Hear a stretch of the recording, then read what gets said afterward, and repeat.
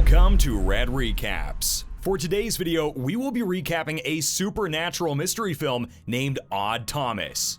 What are we waiting for? Let's get started.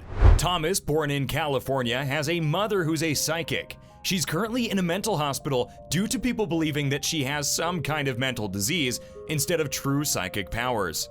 Thomas himself also possesses special mental powers. These powers allow him to see, interact with, and help people of the dead.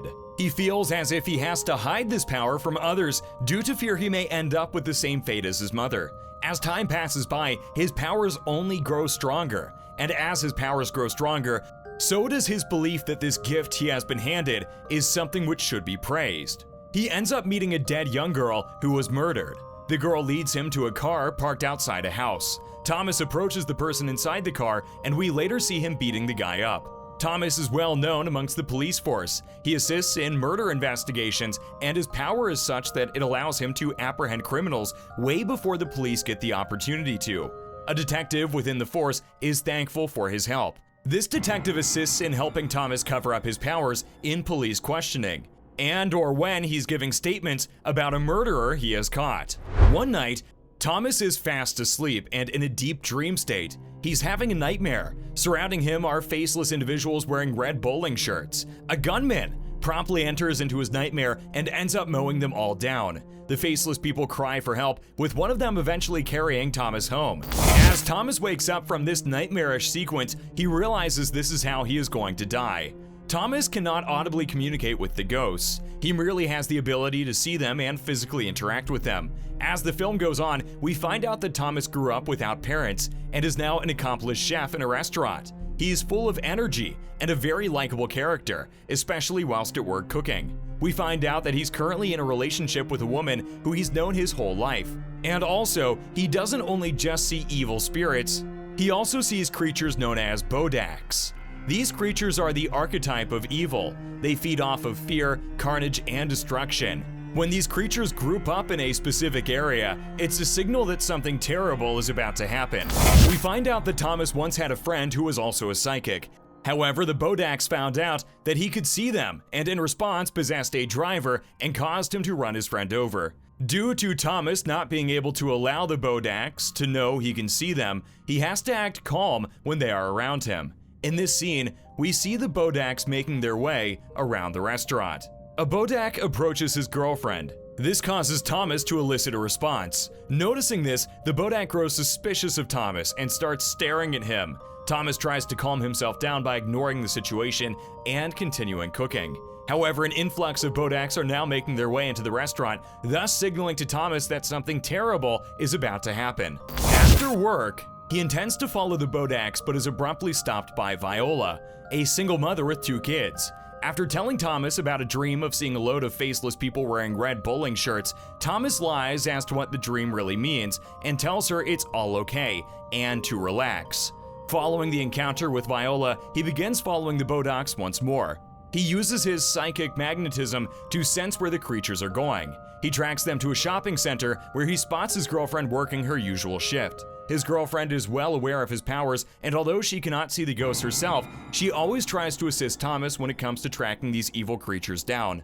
Thomas begins to take notice of a group of bodaks surrounding a man. Thomas gives this man the name Fungus Bob. Fungus Bob eventually leaves the mall, by which time the bodaks stop following and return to where they came from. Thomas is confused by this. He's aware that bodaks only stop following individuals when whatever terrible goal they were there to achieve is finished. The fact that Fungus Bob is still alive, therefore, is rather odd. With this newfound curiosity, Thomas follows Fungus Bob to his house.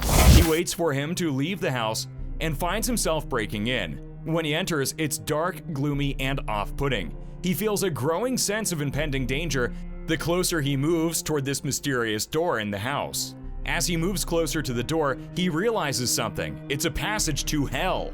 In a stint of uncontrollable fear, Thomas runs for his life away from it and hides behind another door. As Thomas hides behind the door, hundreds of bodaks skim through the air and begin making their way out of the house. When the remaining bodaks have left, he comes out of hiding and explores the house. He notices a pinboard. On this pinboard, various murders are highlighted with pictures. Below this, a filing cabinet. After exploring through these files, Thomas consequently discovers that Fungus Bob is planning a terrorist attack tomorrow. As he's stifling through his house, he notices somebody arrive outside. It's Fungus Bob's apprentice. In a panic, he escapes through a window and quickly tells his detective friend of the plans Fungus Bob and his apprentices have planned. The detective orders a police unit to go investigate the house. After all, the detective trusts Thomas greatly. Later that night, Thomas is meeting his girlfriend for dinner in a marquee at the top of a church. Below, he sees Fungus Bob angrily approach the church. Realizing he's there to kill him, he quickly runs down and closes the gate to prevent him from entering. Thomas and his girlfriend quickly run down to the sacristy to hide from Fungus Bob, who promptly breaks into the church and eventually the sacristy in hopes to find Thomas and his girlfriend in there. However, they've escaped and are making their way on motorbike away from the church. Thomas calls the detective to inform him of the incident that just occurred in hopes that he will be receptive to keeping an eye out for Fungus Bob, which of course he is. The couple later, as a result of Thomas's psychic magnetism, find themselves at a bowling alley. The employees of the bowling alley are wearing the same shirts that Thomas saw in his dreams. This prompts him to inform the detective, to which he responds by providing a police unit to assist him. The policeman who later arrives is named Simon. Simon clearly doesn't know of Thomas's psychic aptitude, and as a result is led to believe that this whole incident is a prank. Needing help as to the meaning of the bowling alley, he goes to meet Viola, who she confronted Thomas earlier with in regard to the same bowling dream. He asks her to remember what happened within it, leading Thomas to psychically visualize a blurry vision about where the attack is going to happen. But this isn't enough. On the way back from Viola's house, Thomas and his girlfriend stop to share an intimate moment. However, just as they lean in for a kiss, they hear a woman screaming, running away from something unknown. As the two run over to investigate what is going on, they see a bald man shoot her dead. The police later arrive, and the bald man tells them that he saw the woman running away from attack dogs. In an attempt to save her, he tried to shoot the dogs, but accidentally shot the woman. Upon finding out that the dogs are kept by Fungus Bob, the detective orders the officers to find and arrest him. During such time, Thomas is led to believe that something terrible is going to happen to the detective. To protect him, he gives the detective a large silver pendant to wear. Upon returning to his house, Thomas is greeted with the sight of a gun on the floor. The gun leads him to his bathroom, where inside the bathroom he sees Fungus Bob dead. This is clearly an attempt to frame him for a murder he didn't commit. Visualizing the previous sequence of events, Thomas deduces that the Fungus Bob approaching him at the church was just a spirit, and the real Fungus Bob, the one in the bathtub, has been dead for a while now. Thomas takes the body, puts it in his car, and makes his way to an abandoned prison to dispose of the body. When he arrives, he places the wrapped up corpse of Fungus Bob into a gas chamber. On his way back from this excursion, he notices the Bodaks around town are running riot, out of control, and clearly in distress. During this time, the detective is greeted by a hitman at the other side of his door. Not knowing it was a hitman, the detective opens the door and is met with multiple rounds shot directly into his chest. Later at the hospital, a doctor approaches Thomas and tells him how the large silver pendant he gave him was responsible for saving the detective's life. Thomas later goes back to Fungus Bob's house. He tries to gather more information on his accomplices. Whilst doing so, he notices odd movement coming from the kitchen. He tracks it down to the fridge, which he promptly opens. Inside, he discovers fingers and a skull. This startles him and prompts him to begin calling the police. As he's about to do so, he is surprised by Fungus Bob's spirit. Startled, Thomas jumps out of the window and makes his way out of the house.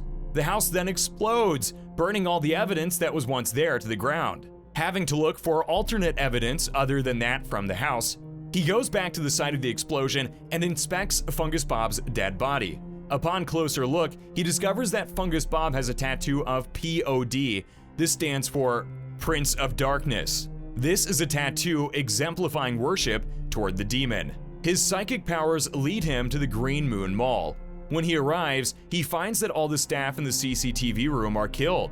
Upon finding the perpetrator, Thomas knocks him out with a baseball bat, revealing what was once hiding behind this killer's mask. The person behind the mask was one of the new officers, not the one who he was expecting, Simon. During a realization montage, we find out that Fungus Bob had two accomplices. One was this new officer, and the other was Simon. We find out that their plan to carry out their terrorist attack was botched after Thomas managed to intervene. In response, the accomplices started by killing Fungus Bob, attempting to kill the detective, and then ultimately, due to the new officer's girlfriend finding out about the attack, the new officer's girlfriend. The fact that Bodax didn't hover around Simon or the new officers conveys how the Bodax knew of Thomas's psychic ability this whole time, but were just messing around with him. Upon this realization, Thomas begins to worry for his girlfriend, who he believes is still in the mall. Thomas grabs the nearest gun and makes his way to find her. As he enters the main shopping segment of the mall, he spots the employees from the bowling alley wearing the red bowling shirts, as well as Viola. It's clear his nightmare is coming into fruition. In the top right of the mall, we see a door to hell open. Hundreds of Bodax flow out of it like a beehive and make their way around the mall. As Thomas begins to look for Simon, he hears the screams of others. A flurry of people rush to the doors in an attempt to escape. However, they are locked in. Suddenly, a man holding an automatic rifle with a mask on begins opening fire on a crowd of people. The Bodax try and restrain Thomas from stopping this crime, however they are unsuccessful. Thomas pulls out his pistol and manages to fire straight into the face of the shooter.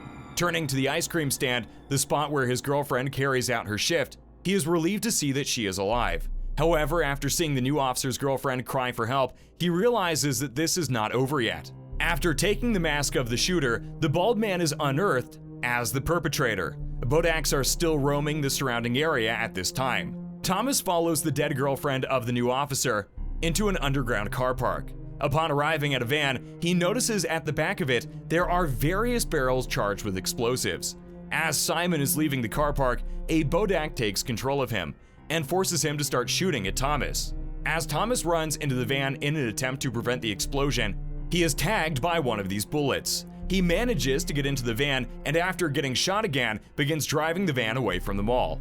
As he is driving away, we see Simon clinging onto the side of the van. He pulls himself up toward the passenger side window and attempts to shoot Thomas directly in the head. In slow motion, we see Thomas shift his head in an attempt to dodge the bullet, which he successfully does. It merely skims the side of his forehead. After escaping death from the bullet, he jumps out of the van. This causes the van to crash, producing a huge explosion. Later, we see Thomas wake up from a coma in a hospital.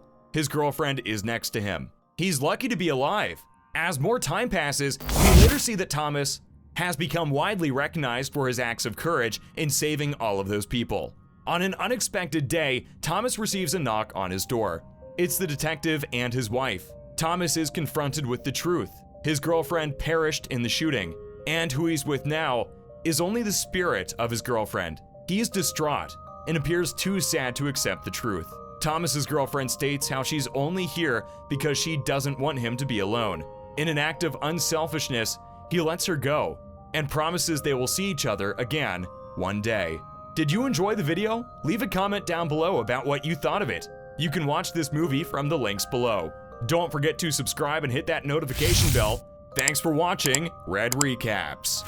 See you in the next video.